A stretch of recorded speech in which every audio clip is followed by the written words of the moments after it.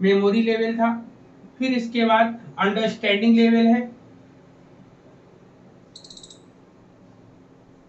Understanding level है। Understanding के बाद एक आपका और कौन सा था आपका लेवल, आपका रिफ्लेक्टिव,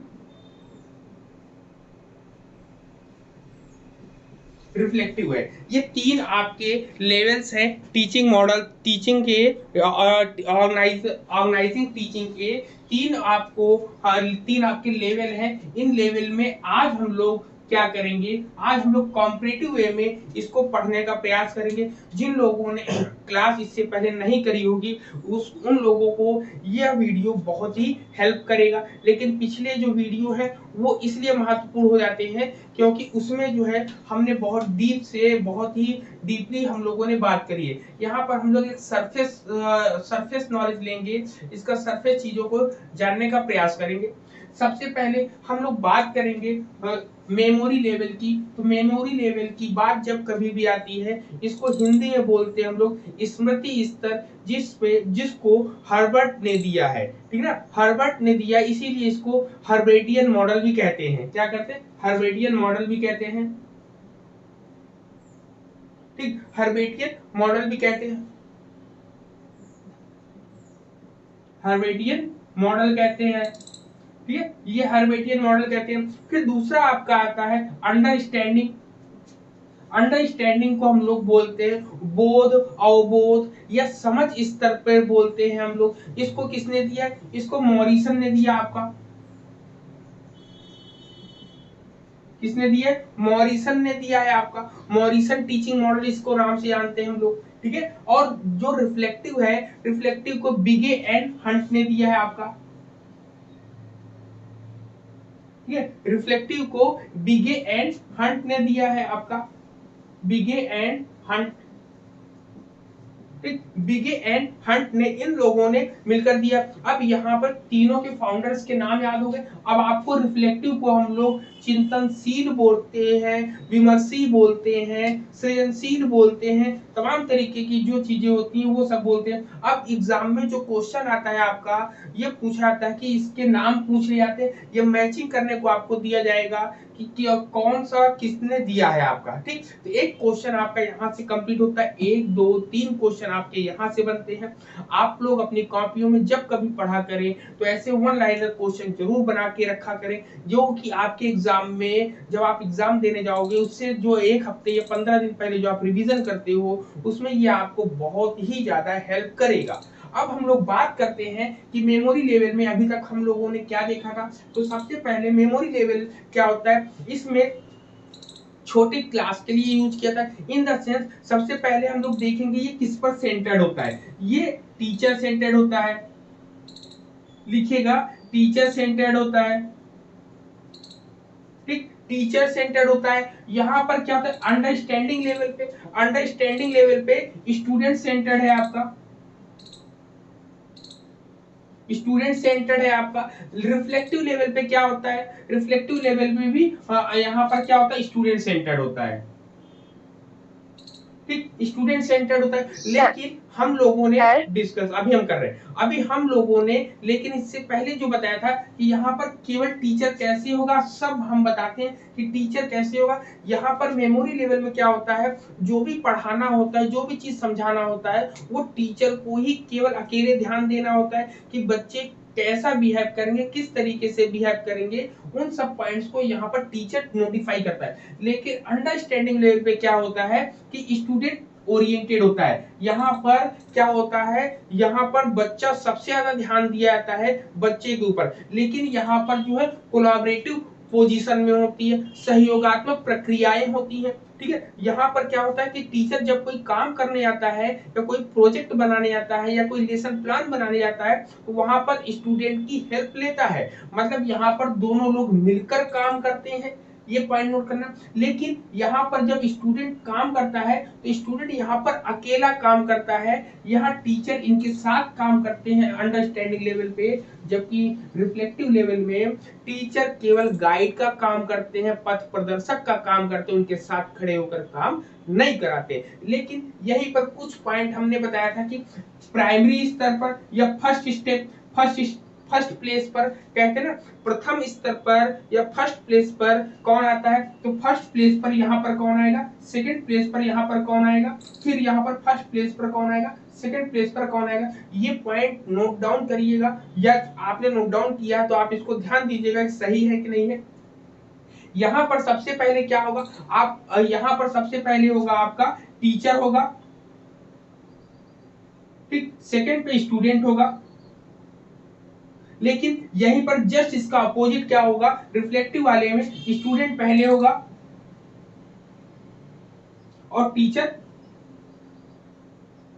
सेकंड पर होगा। ये पॉइंट को नोट डाउन कर लेना है, हम लोगों को ध्यान रखना है ये इन सब चीजों के बारे में, ठीक है ना। ये हो गया आप, ठीक। अब इसके बाद हम लोग बात करते हैं कि मेमोरी लेवल में और क्या बात होती है। तो मेमोरी लेवल में क्या होता है, सिग्नल लर्निंग की बात होती है, चैन लर्निंग की बात होती है, स्टिमुलस रिस्पांस लर्निंग की बात होती है। मतलब यहाँ पर सिग्नल लर्निंग और चैन लर्निंग और स्टिमुलस रिस्पांस लर्निंग जो है, ये सब साइकोलॉजी में आप जब जाएंगे तो गैगनेस की थ्योरी में आपको 8 स्टेप मिलेंगे जो नीचे से ऊपर की ओर जाते हैं, उससे संबंधित ये आपका मेमोरी लेवल में आपका आता है। ये टीचर सेंटर्ड होता है, इसमें मैक्सिमम लेवल पर क्या मोटिवेशन दिया जाता है, बार बार बच्चे को सिखाया जाता, समझाया जाता है, ठीक है ना। यहाँ पर ये होता है, जबकि अंडरस्टैंडिंग लेवल पे क्या होता है, यहाँ पर जनरलाइजेशन किया जाता है, सामान्यीकरण किया जाता है, प्रिंसिपल्स दिए जाते हैं, फैक्ट्स इनको बताए जाते हैं, ठीक है। एक तथ्य को दूसरे तथ्य से कंपेयर किया जाता है, ठीक है, कंपेयर किया जाता है, तब जाके वो चीजें समझ में आती हैं, ठीक। इसमें क्या होता है, प्यूपिल और टीचर जो है दोनों मिलकर पार्टिसिपेट करते हैं अंडरस्टैंडिंग लेवल पे। वहीं पे रिफ्लेक्टिव लेवल जो हम लोग बात करेंगे, तो रिफ्लेक्टिव लेवल एक क्रिएटिव एबिलिटी होती है कि इसमें क्या होता है, बच्चे के अंदर क्रिएटिविटी आ जाती है, क्रिएटिव एबिलिटी होती है जो हाई रिस्पॉन्स पर, हाई पोजीशन पर ये आपका होता है, ठीक है। इसमें क्या होता है, इसमें रियल प्रॉब्लम को सॉल्व किया जाता है, बच्चों को यहाँ पे रियल प्रॉब्लम को सॉल्व करने के तरीके बताए जाते हैं, ठीक है। टीचर यहाँ पे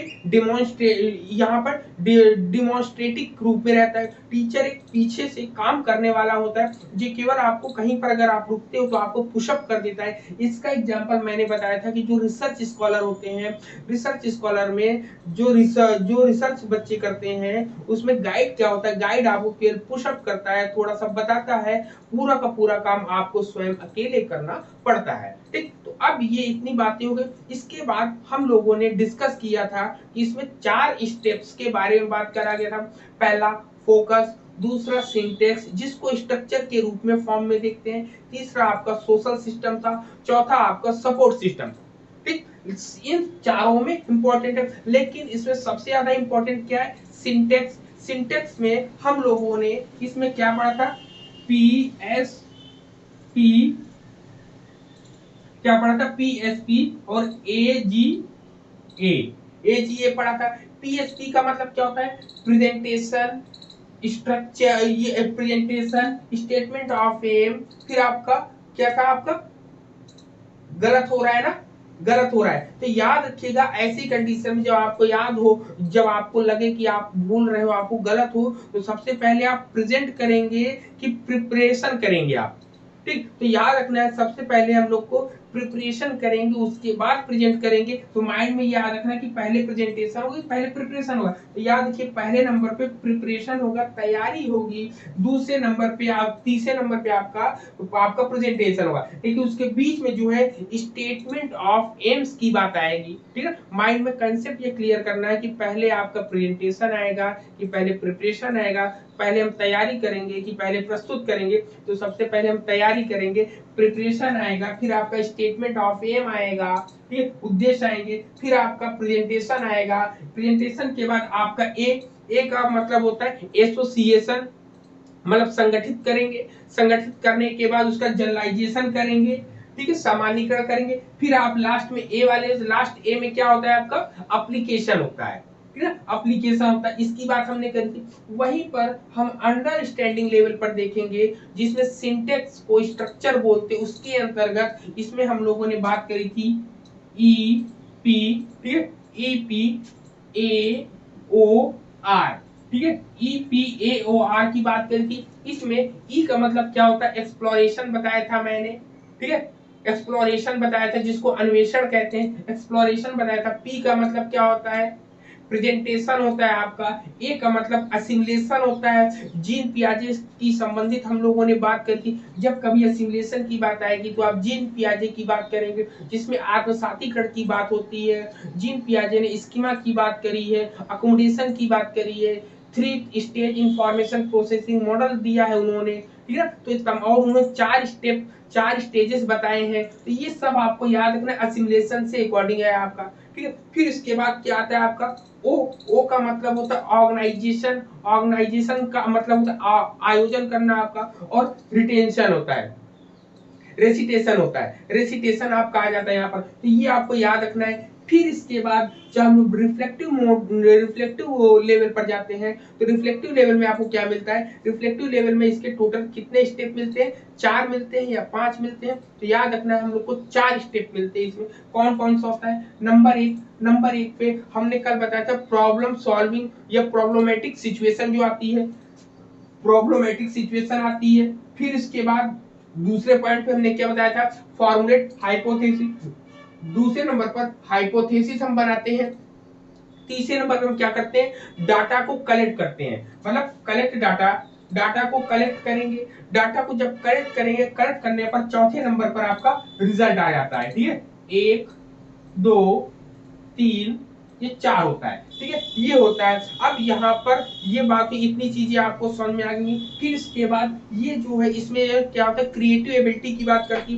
कल हम लोगों ने बात करी थी कि प्रतिभाशाली कौन होता है और सृजनशील बालक कौन होते हैं, अपसारी बालक कौन होते हैं, अपसारी बालक कौन होते हैं। ये 4 पॉइंट्स हम लोगों ने कल डिस्कस किए थे, जिसमें हमने बताया था कि प्रतिभाशाली बालक को ही अभिसारी बालक बोलते हैं और सृजनशील बालक को ही अपसारी बालक बोलते हैं। दोनों में अंतर क्या होता है, पहला क्वेश्चन यही बनता है कि भगवान के द्वारा दिया हुआ या गॉड गिफ्टेड कौन होता है। तो गॉड गिफ्टेड वही होता है जो एक बार किसी चीज को देख ले उसके माइंड में वो चीज बैठ जाए, ठीक। तो प्रतिभाशाली बालक क्या होते हैं कि वो किसी भी चीज को एक बार रटते हैं, याद करते हैं, याद करने ही उनके माइंड में वो चीजें फीड हो जाती हैं। तो वो प्रतिभाशाली बालक होते हैं। जैसे आपको पढ़ा रहा हूँ और हूबहू वैसे ही जब कभी हम आपसे पूछें तो उसी तरीके से आप मेरे सामने वो चीज बताओगे तो आप प्रतिभाशाली कहलाओगे। लेकिन जब मेरे द्वारा बताई गई चीजों को आप अपने तरीके से प्रेजेंट करेंगे, उसको अलग अलग पॉइंट ऑफ व्यू से आप प्रेजेंट करेंगे मेरे सामने,